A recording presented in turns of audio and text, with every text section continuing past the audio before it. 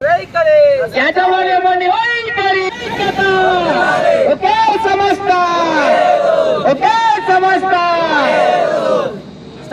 Order వెంటనే, standing order వెంటనే, కార్మికుల ఐక్యత, కార్మికుల ఐక్యత.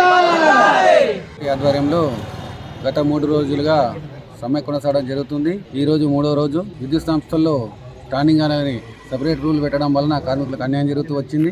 ఆ రూలును రద్దు చేసి కార్మికులకు సరైన న్యాయం చేయాలని ఈ సమ్మె చేయడం జరుగుతుంది. ఇది 3వ రోజు.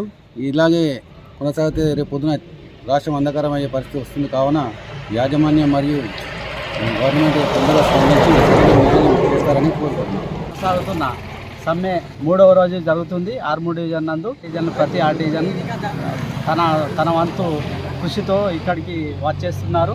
ఒకటే మాకు కావాల్సినది, ఒకటే రూల్,